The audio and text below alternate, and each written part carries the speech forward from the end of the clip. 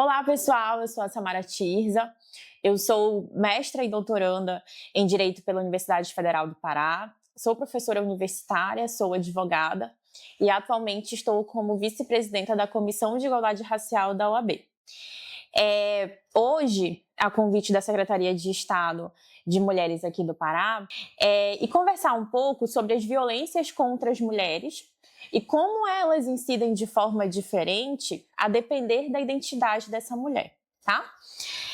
Inicialmente, o que é violência? Então, né, violência é um termo que ele é um termo multifacetado, né?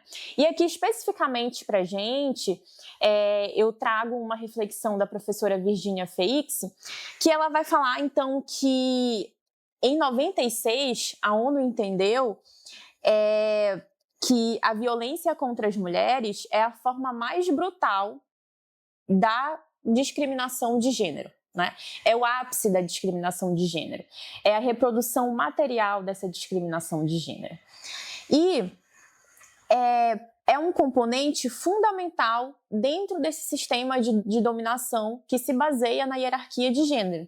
Não só na hierarquia de gênero, mas na hierarquia que envolve outros marcadores sociais, como raça, território, sexualidade. E também é importante ressaltar que aí, né, as nossas teóricas que discutem sobre a violência contra as mulheres ou as violências contra as mulheres. E aí é importante ressaltar que ainda que no dia a dia a gente relacione a violência contra as mulheres a essa violência que acontece no âmbito doméstico e familiar, é importante a gente entender que ela não acontece só nesses lugares, mas que nós mulheres estamos vulnerabilizadas nos espaços que nós ocupamos, seja espaço público ou seja o espaço privado. E aí a professora Virginia Feix, ela cita, né, que a violência contra a mulher é a violência nossa de cada dia. Né? Estudos recentes apontam, né, em reportagens publicadas por grandes veículos, apontam que, na verdade, no Brasil, a cada 30 segundos uma mulher é violentada, em diversos formatos, né, diversas formas de violência, seja violência sexual, violência física, violência moral, violência psicológica. Então, até nós terminarmos esta aula, dentro desse cronômetro de tempo, diversas mulheres, infelizmente, estarão sendo vítimas de violências. Bom, aqui no Brasil, a gente tem já, em que pese os índices, a gente tem um arcabouço normativo, né, diversas leis que protegem as mulheres. E aí é necessário a gente pensar isso na prática, logicamente, e principalmente agora com o objeto do nosso curso, que é a implementação do protocolo Não Se Cale, né, que é um protocolo que tem sido discutido nesses últimos anos, principalmente a partir do caso Robinho, pensar, então, como é que a gente protege as mulheres, inclusive nesses espaços de lazer noturnos, né, que é a pretensão, então, que é o objeto do protocolo. E é importante ressaltar que a proteção de mulheres, ela é uma proteção que ela está prevista, então, em tratados internacionais de direitos humanos, e a violência contra as mulheres, ela é uma violação de direitos humanos, ela é reconhecida como uma violação de direitos humanos. Ou seja, praticar qualquer forma de violência contra as mulheres é automaticamente você violar direitos humanos. E isso é um grande marco, né, para chamar a atenção para a importância do enfrentamento às violências contra as mulheres. Bom, como eu estava dizendo, nós temos um arcabouço normativo, né? Temos diversas leis que falam, então, do enfrentamento à violência contra as mulheres. O que é muito importante para a gente é entender como que essas violências elas se caracterizam. Então, a gente tem aí como principal referência a Lei Maria da Penha, que é a lei número 11.340 de 2006, e ela é uma lei que ela representa um grande avanço porque ela começa, então, a descrever ali naquele período, né, a primeira lei que a gente tem como um marco no enfrentamento à violência contra as mulheres, ela começa a descrever, ela descreve então, na verdade, como que as violências elas ocorrem. E aí ela vem classificando, né, vem descrevendo o que é a violência física contra as mulheres, o que é violência sexual, o que é violência psicológica, o que é violência moral e o que é violência patrimonial. Então ela é uma grande referência para a gente entender, né, como que essas violências elas são praticadas. Apesar de a lei, né, ser restrita ou trazer uma previsão para o âmbito doméstico e familiar, mas esses conceitos eles servem também para a gente pensar a reprodução dessas violências em outros espaços. Então, a primeira previsão, que está lá no artigo 7º da lei, no inciso 1º, é a violência física, que é a violência mais fácil de ser reconhecida, porque é uma violência que ela deixa hematomas, né? É uma violência que ela deixa vestígios, que ela deixa arranhões, ela deixa cortes, deixa queimaduras. E esse tipo de violência, ela é entendida como uma forma de utilização da força física que ofenda o corpo ou a saúde da mulher agredida. Então, assim, para muito além das marcas, a violência física, ela gera também outros danos. Então, ela é aquela violência que pode afetar um desequilíbrio ali hormonal nas mulheres, ela pode gerar um desequilíbrio ali, por exemplo, nos exames de hemograma, estarem desequilibrados nas mulheres. Por quê? Porque essa situação, ela impacta de uma forma, e como eu disse, ainda que não deixe ali hematomas, vestígios físicos inicialmente, mas pode impactar de outras formas a saúde das mulheres. E isso se caracteriza, então, a violência física. E aí é importante ressaltar também que é interessante, né, essa dinâmica da violência física, porque por muitas vezes as pessoas buscam justificar a violência física contra as mulheres, né? Então, porque a pessoa, geralmente um agressor, um homem, que 90% dos agressores de mulheres são homens, bebeu e então resolveu bater na mulher. Foi porque ele estava muito alterado e aí resolveu bater na mulher. Mas espera aí, né? Por que então que esse homem, quando ele bebe, que ele está muito alterado, quando ele consome álcool, por que ele não resolve bater no chefe dele, então? Né? Então a gente vê aí como que essa violência, ela expressa de maneira muito forte essa dominação. E essa ideia dessa hierarquia de gênero, né? Das mulheres serem então, aqueles sujeitos, aquelas sujeitas que estão ali em posição inferior aos homens que merecem, inclusive, sofrer algum tipo de correção, algum tipo de violência física. E aí uma outra previsão que a lei traz é da violência psicológica. A violência psicológica, ela necessariamente ela está associada às outras formas de violência, né? Porque entende-se que a violência física, a violência moral, a violência patrimonial e outras formas de violência que nós vemos fora da previsão da Lei Maria da Penha, mas que são praticadas contra mulheres, elas geram um impacto na saúde mental das mulheres. Então, todo o pano de fundo de uma violência contra as mulheres tem violência psicológica. E essa violência psicológica é aquela, então, que vai ocasionar em mulheres danos de ordem ali da saúde mental. Então, vai gerar ansiedade, vai gerar depressão. Tá?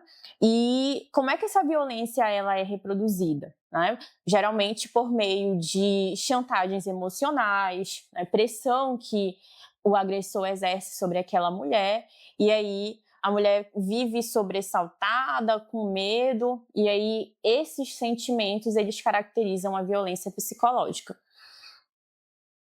Violência sexual, que também tem previsão na Lei Maria da Penha. A violência de cunho sexual, pela lei, é aquela que ela viola, então, a liberdade sexual e reprodutiva da vítima. Né? Ali na lei a gente vai ver, então, o legislador elencando ali algumas práticas, práticas que proíbem mulheres de usar métodos anticoncepcionais, ou então a prática de forçar a mulher a manter relação sexual, que logo mais na frente a gente vai entender também que se caracteriza um crime que está previsto no Código Penal, que é o crime de estupro, né? Ou de estupro de vulnerável, a depender da situação. Então, isso vem muito, essa violência de cunho sexual, de novo, ela reproduz, ela é a materialização dessa ideia de que, então, a mulher, dentro dessa hierarquia, ela está sujeita à dominação ao poder do homem, que, inclusive, ela não pode dispor da sua própria sexualidade. Né? A professora Virginia Feix, ela faz esse comentário, dizendo que aquele jargão, né, aquele ditado popular que ajoelhou tem que rezar, inclusive é um ditado que ele reproduz estereótipos nesse sentido, né? De que, então, a sexualidade das mulheres, o exercício, a prática da sexualidade das mulheres, ela está, então, sujeita ao poder, à visão, à perspectiva dos homens. E outra violência que é elencada na Lei Maria da Penha é a violência moral, né, que é aquela violência, então, que constitui crimes, os crimes contra a honra que estão previstos no Código Penal, que são os crimes de calúnia, injúria e difamação. Então, ela ocorre quando a calúnia, por exemplo, né, ocorre quando se imputa um fato criminoso a uma mulher.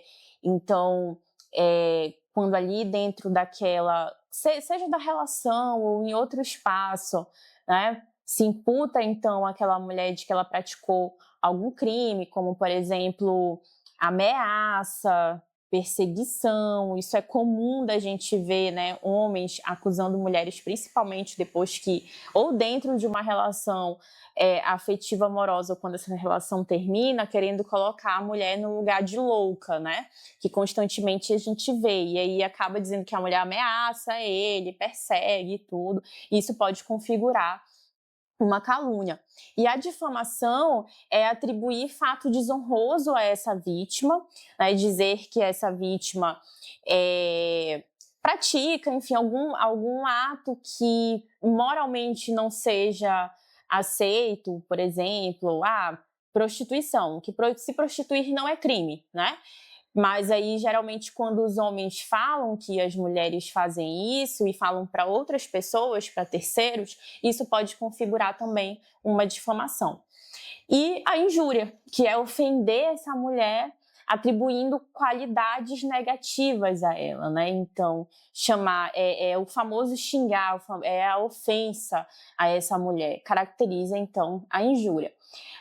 Como eu falei, na Lei Maria da Penha a gente tem a previsão de 5 formas de violência, mas não é a única lei que traz ali no seu texto a previsão de violência contra as mulheres, de violências contra as mulheres, né? A gente tem outras normas.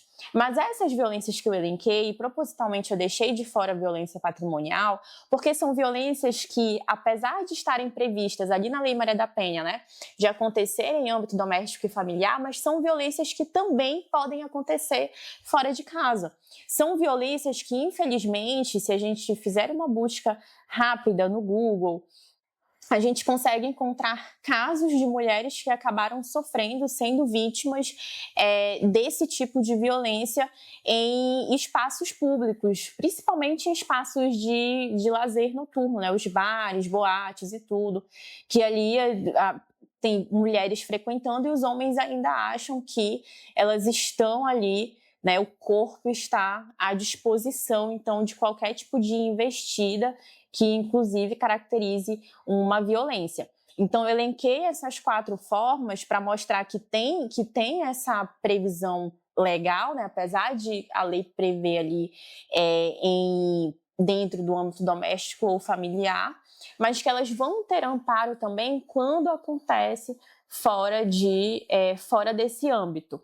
Não necessariamente por meio da Lei Maria da Penha, mas por meio de outras normas que eu vou citar agora.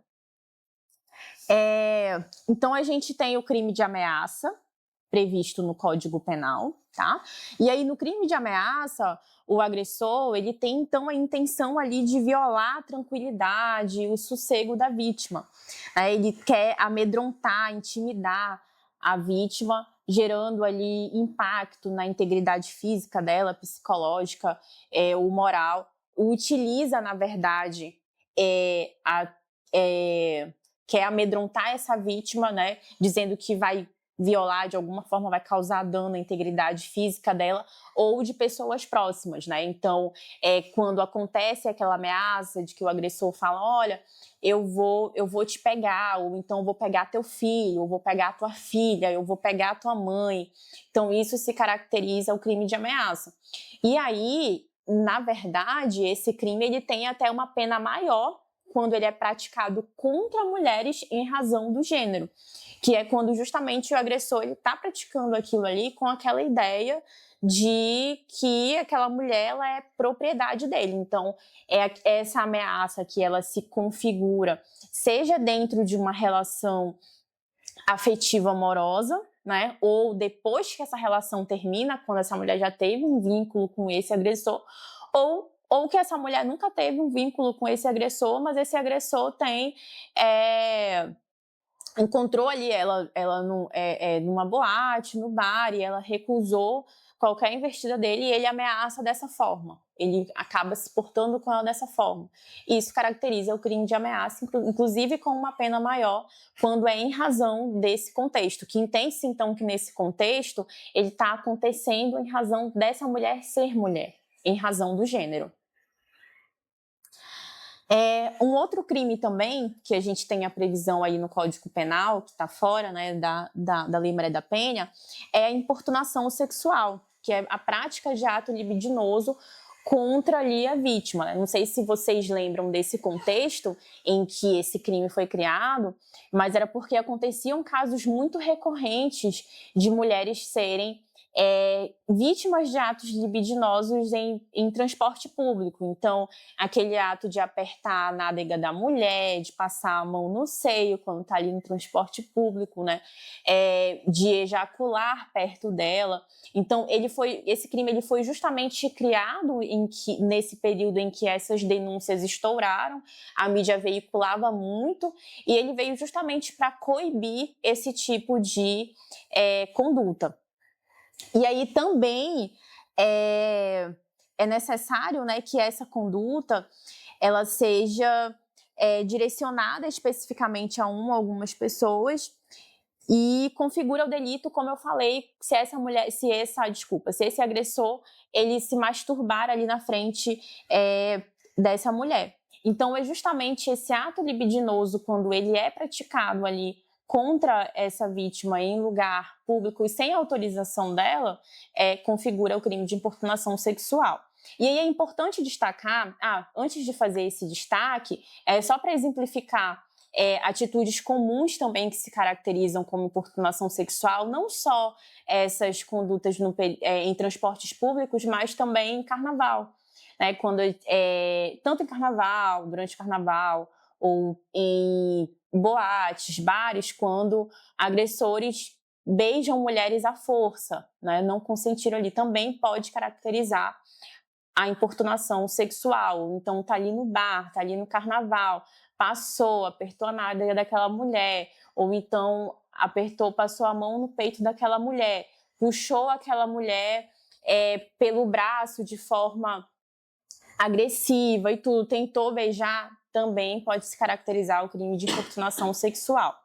E aí é importante destacar que o crime de importunação sexual ele é diferente do assédio sexual, que geralmente acaba que no dia a dia as pessoas usam como se fossem sinônimos. Então essas condutas que eu listei, que caracterizam importunação sexual, elas geralmente no dia a dia são chamadas de assédio sexual, mas não é assédio. Né? Assédio é um outro crime que está previsto no Código Penal, mas nesse crime envolve ali uma situação, um contexto de hierarquia entre a vítima e o agressor. Então, geralmente acontece esse assédio quando o agressor ele é professor dessa vítima, ele é chefe dessa vítima, então se caracteriza e aí ele vai, chega, olha, oferece para a vítima uma promoção de cargo, uma nota maior, caso essa vítima tope ali ter algum tipo de relação com ele, relação sexual, praticar algum tipo de ato libidinoso, né, masturbar ele, enfim, e aí isso se caracteriza o crime de assédio sexual, que tem essa diferença. Então, na importunação acontece entre, geralmente, pessoas desconhecidas, no transporte público, em festas, e o assédio sexual, ele demanda que tenha esse contexto de hierarquia entre vítima e agressor, né, nessas relações de chefia, de professor-aluno. E aí a gente tem também um outro crime que muito comumente acontece é praticado contra mulheres, que é o de perseguição, né? Que se configura quando o agressor persegue reiteradamente a vítima, fazendo com que ela se sinta ameaçada, com a sua liberdade restringida e gerando perturbação da liberdade e privacidade da vítima. Então, quando o agressor ele persegue aquela vítima, seja por meio virtual, né, o famoso stalking, ou não, fora do meio virtual, se caracteriza esse crime.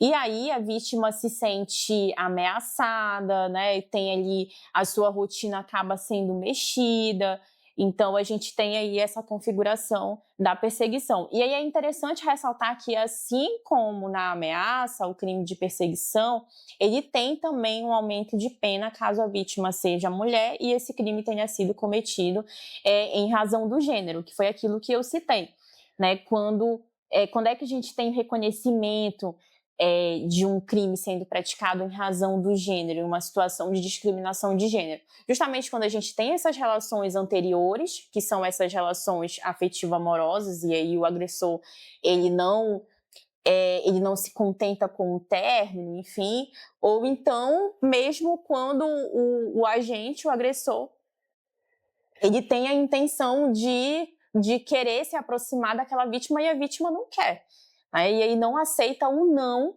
da vítima e ele fica perseguindo ela, seja por meio de rede social ou não.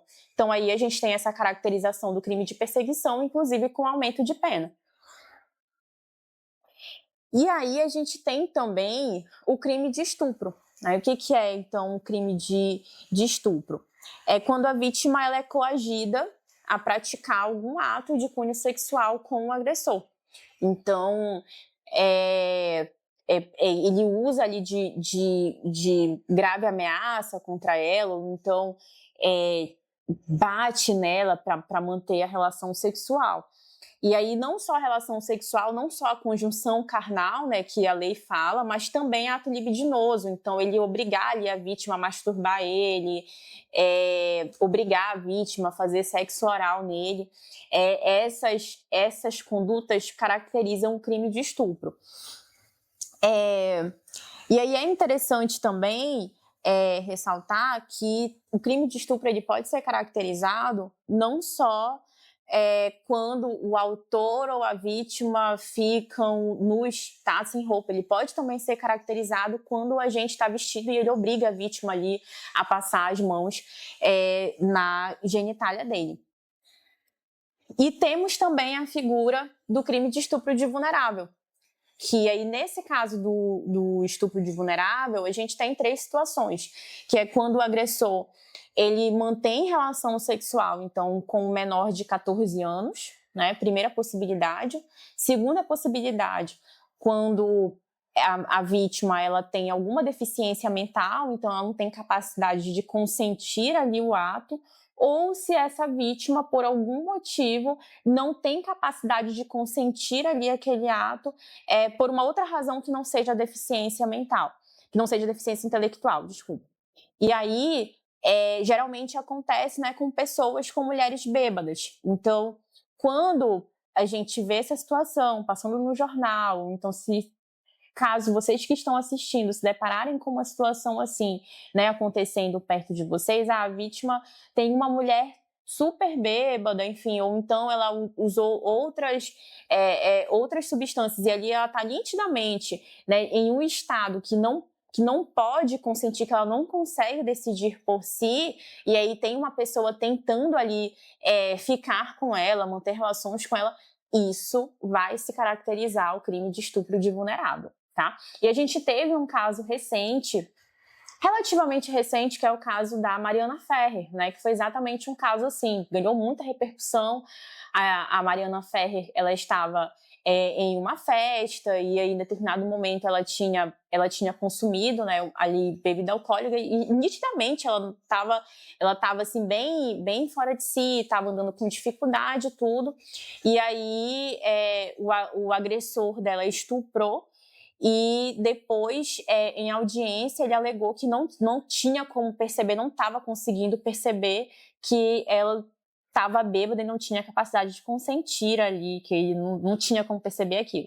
Gente, é possível perceber sim, e na dúvida, já que não estou conseguindo perceber, não faça, né? Respeite ali o momento daquela mulher. Então, todos esses crimes que eu listei, ameaça, perseguição, importunação sexual, estupro de vulnerável, né, a violência física, eles são crimes que acontecem contra as mulheres, como eu já falei, tanto no espaço público quanto no espaço privado. E como o objeto, né, do protocolo não se cale são espaços públicos, que são os bares, né, locais de lazer noturno, é importante se atentar, então, para situações em que as mulheres estejam passando. Uma mulher que está sendo ali importunada por um homem, ela está afastando ele, não quer ficar com ele, está forçando ali a barra, em algum momento força ela a beijar ele e tudo. Importante afastar imediatamente, porque ali está ocorrendo um crime, tá?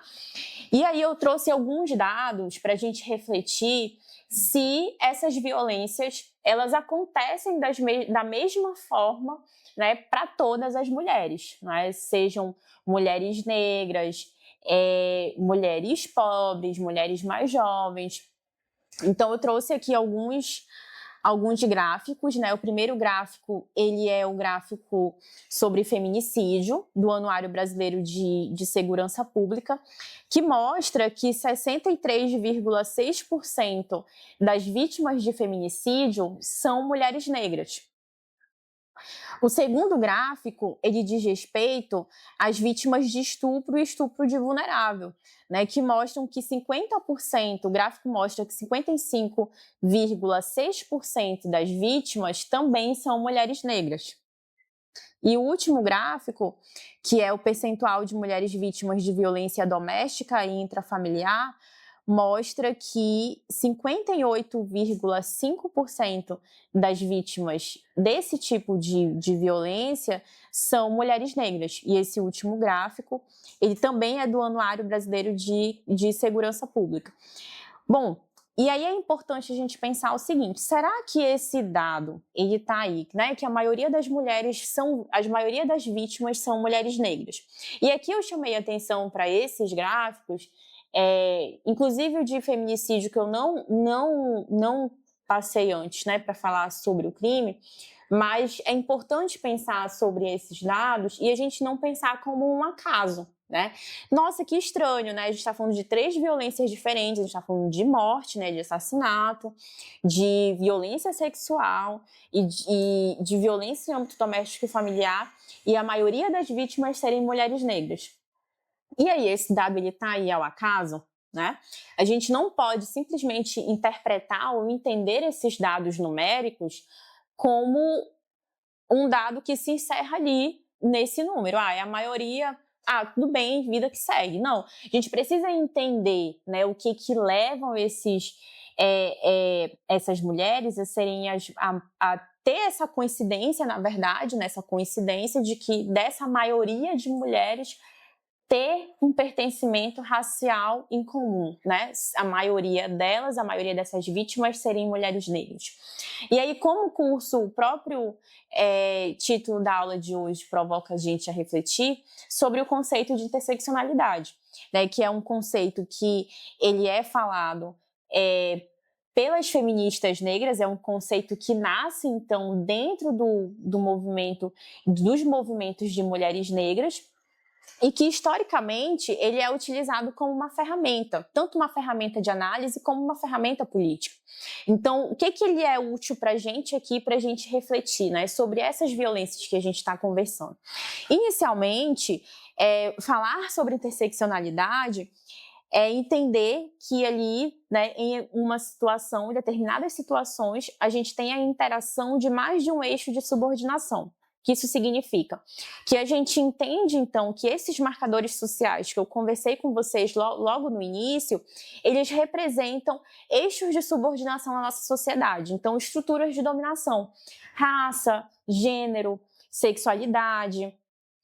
E aí, em determinadas situações, eles interagem entre si, gerando situações de violência, gerando dinâmicas de violências, né, mais gravosas, ou dinâmicas de violências diferentes do que a gente vê acontecendo, por exemplo, contra mulheres brancas. Então, o emprego da interseccionalidade, ele chama a atenção justamente para essa interação desses eixos de subordinação e para o produto dessa interação. Mais do que reconhecer que a gente vai ter esses encontros dessas opressões, é jogar luzes, é chamar a atenção e prestar atenção para o produto disso, né, na consequência disso. Então, para ilustrar melhor, a teórica, né, a autora, a grande intelectual Kimberlé Crenshaw, ela oferece, então, esse conceito de interseccionalidade, ela explica de forma bem didática, né? Ela que organiza ali o conceito e explica de forma bem didática, usando uma metáfora de avenidas. Então, ela fala que as avenidas, elas são as identidades, né? São raça, gênero, classe, território, nacionalidade, e que em determinado momento essas avenidas elas se cruzam. Elas vão se cruzar.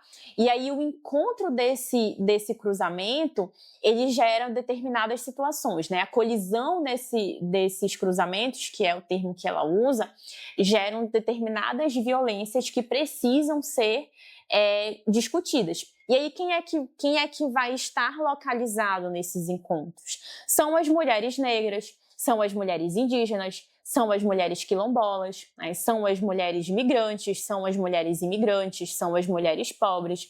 Então, é importante esse conceito que ele chama atenção justamente para essa situação dessas violências específicas.